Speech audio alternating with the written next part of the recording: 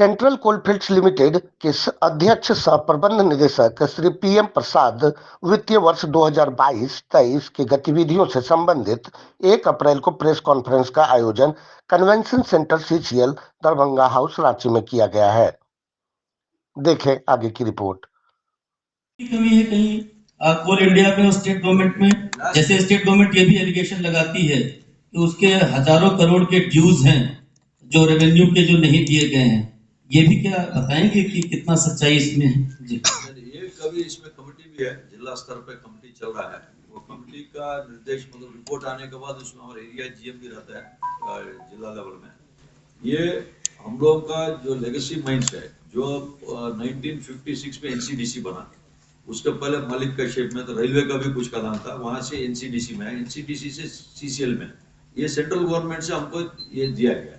इसमें कहीं कहीं जो है जो पेमेंट्स बचा है उसमें जो रेट ऑफ कैलकुलेशन को लेकर जो कमेटी बनाएगी, कमेटी का जैसे रिपोर्ट आता है उसमें हम लोग पेमेंट्स ड्यू जो होगा उसको जरूर हम लोग पेमेंट करेंगे। लास्ट 2-2.5 साल में हम लोग करीबन 2000 करोड़ 1980 करोड़ करीब हम लोग स्टेट गवर्नमेंट जमा किया है, वो सब एडवांस शेप में जमा हो रहा है। वंस कमेटी रिपोर्ट में अगर 4000 निकलता जो डिफरेंस है वो हमको पेमेंट करना है, वो पेमेंट करेंगे।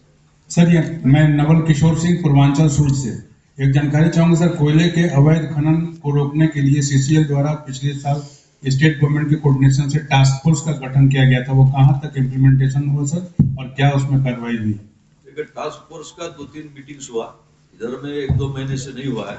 उसका अपना हम लोगों को भी जियो फेंसिंग, हमारा मेन में जो एक जियो फेंसिंग आईटी इनिशिएटिव का इसमें इंटरफेरेंस के साथ हमारा मेन से जब गाड़ी बाहर जाता है तो ये जो टैग वगैरह लगता है, अगर ये फेंसिंग से बाहर जाता है तो हमको भी कंट्रोल रूम से अलार्म आता है, तो then we will also register FIR वगैरह। कहीं कहीं हुआ हम लोगों का जो 1-2 जिला में जहाँ गाड़ी का इस टाइप का प्रॉब्लम हुआ। This is a continuous job 24/7, ऐसा नहीं है कि आज हो गया टास्क फोर्स, हमारा इनके साथ निरंतर चलेंगे। ये जब तक प्रोडक्शन लाइन चलते रहेंगे इसका मॉनिटरिंग भी चलते रहेगा।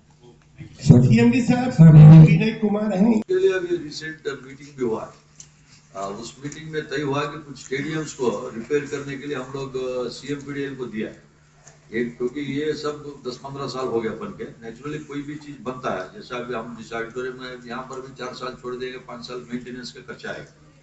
ये ओरिजिनल हमारा जेएसएसपी के साथ दोनों का 10 करोड़ के साथ रनिंग का था।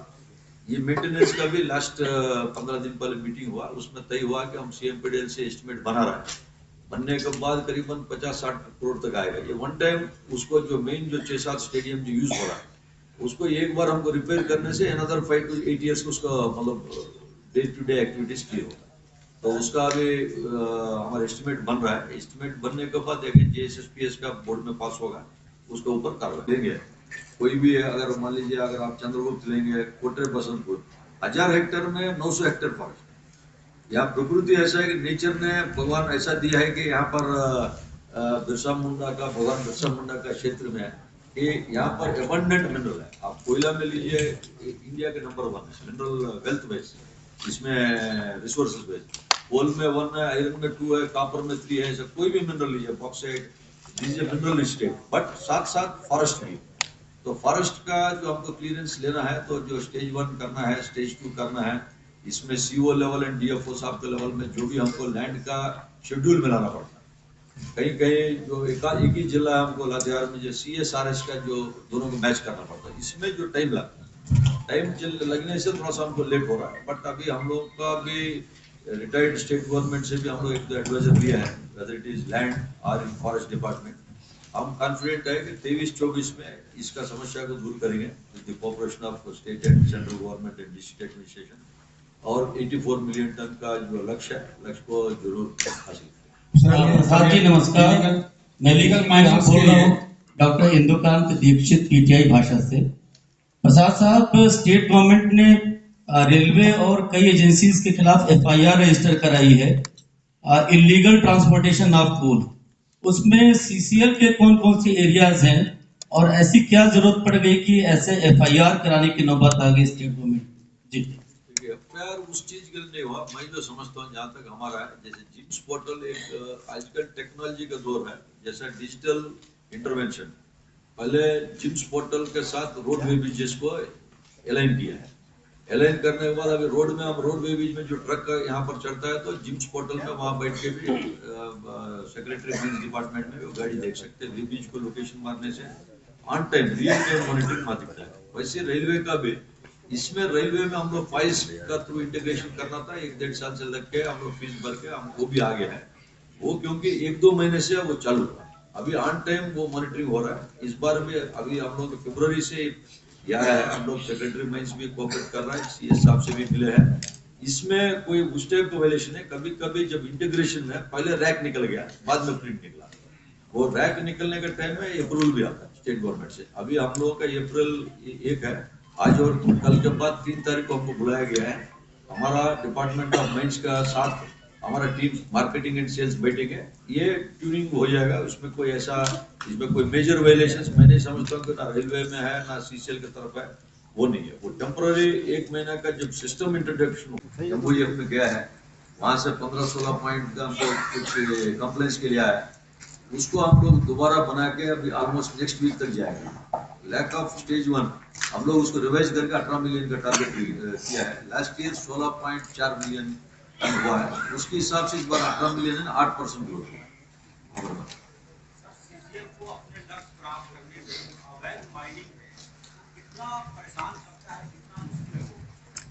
ठीक है, सीसीएल का अपना माइंस का अपना ये है, उसका कोई लेन देन नहीं। हमारा माइंस के साथ अभी क्षमता है। इस साल जो वर्ष 2023 हम लोग 10% ग्रोथ में जाना है। पिछले साल हम लोग 68.8 किया, उसके पहले साल 62.5 किया, तो 10% उधर ग्रोथ हुआ, 10% प्लस इधर ग्रोथ हुआ। 84 मिलियन करने के लिए हम अवैध खनन से कोई लेन देन नहीं है। हमारा अपना डिफाइंड बाउंड्रीज, अमरपाली माइन है, अमरपाली डेडिकेटेड रेलवे साइडिंग से, पेपरवार माइन है, पेपरवार साइडिंग से, मगध माइन से साइडिंग से, वैसे बर्मा फील्ड में अपना माइन से साइडिंग।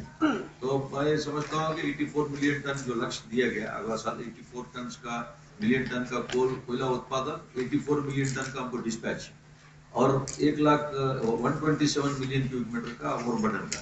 ओवरबर्डन में हम लोग 20 मिलियन की बढ़ोतरी करना है। उसी के लिए जमीन हमको जितना जल्दी हम लोग स्टैट्यूटरी क्लियरेंस लेंगे, जमीन मिलने से उसमें भी हम लोग कॉन्फिडेंट है। अगला 4-6 महीने में, फर्स्ट 6 मंथ्स में जहाँ जहाँ जमीन की कमी है उसमें पूरा करने के लिए हम लोग। सीएमडी साहब, आपसे एक मेरा सवाल होगा, कोविड के बाद किस तरीके से इस चुनौती को आपने पूरा किया, पहला।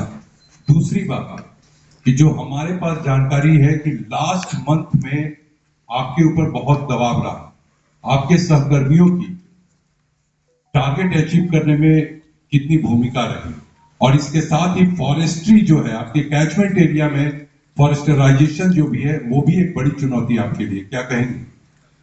देखिए, कोविड के बाद, कोविड में पूरा यहाँ जितने भाई है हमारा प्रेस मीडिया सभी ने भी कोऑपरेट किया। सबको एक डर जैसा था, आपको भी हमको भी, डॉक्टर लोगों में भी था। उसको हम लोग उभर के आया था 21-22 में।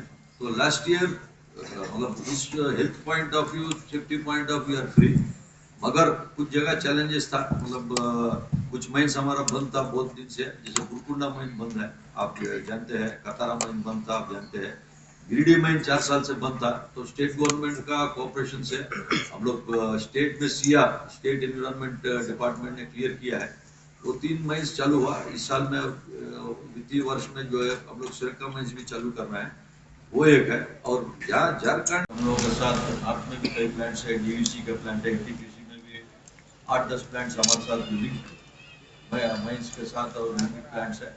ये सब में हम लोग टारगेट से अचीव किया।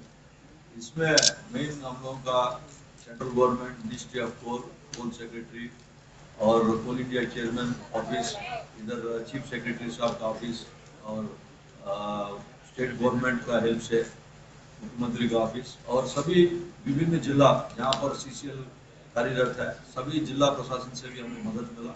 और हमारे साथ जो स्टेक होल्डर्स भी लगे हैं, गाँव का भी, आसपास गाँव, इनका भी हेल्प मिला हमको। और साल भर प्रेस मीडिया का भी सपोर्ट रहा, पूरा सभी लोगों का सपोर्ट के साथ ये कोल टारगेट अचीव किया। And dispatch marginally we have missed coal dispatch, but power plants के साथ जो टारगेट दिया गया दैट वी हैव अचीव। और इस साल हम लोगों का बाकी भी कुछ फॉरेस्ट क्लियरेंस भी कुछ में स्टेज 1 मिला, कोरनाडी, केडीएच, इनके एरिया में काफी पुराना माइंस आप लोग सभी जानते हैं, पिछले 40-50 साल से वहाँ माइनिंग हो रहा। बट फॉरेस्ट क्लियरेंस नहीं रहने से 3-4 माइंस का जो हालत मतलब जमीन की मिल नहीं पा रहा है। कारो माइंस हो गया, राजारप्पा में भी दवैया का गांव से भी हम लोग स्टेज 2 क्लियरेंस होना है, उसमें भी स्टेज 1 हुआ है।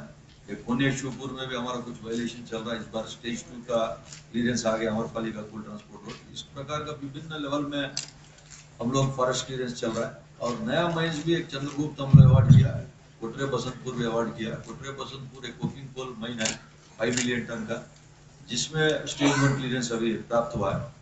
फॉरेस्ट में करीबन 1-1.5 साल का जो प्रक्रिया है, मैं समझता हूँ कि 23-24 का जो फाइनेंशियल ईयर में काफी कुछ कोरनाडी, केडीएच, अमरपाली, मगध और जो अन्य माइंस है जो कारो, राजारप्पा, इसमें हम लोग गुरुमारी, इसमें जरूर स्टेज 2 क्लियरेंस होगा। और ये होने से हम लोग का लैंड अवेलेबिलिटी बढ़ेगा, जिसकी चलते वो भी में हम लोग थोड़ा सा मार्जिनली पीछे चल रहा है। ये होने से वो भी लक्ष्य भी पूरा करेंगे। जहाँ ओवरबर्डन ठीक होगा वहाँ कोयला उत्पादन का फिर कोई समस्या नहीं। और एक बार मैं सभी स्टेक होल्डर्स और राज्य प्रशासन, central government, ministry of coal, chief secretary sir, coal secretary साहब, चेयरमैन कोल इंडिया, सबको मैं इस मंच से थैंक्स बोलता हूँ उनका सपोर्ट के लिए। एंड सभी गाँव वासी हम लोगों के साथ जो जितना 8 जिला में हम लोगों के साथ जुड़े हैं, इनका भी योगदान है हमारा जो टारगेट में, इनके भी मैं यहाँ से इस मंच से हम उनको भी धन्यवाद।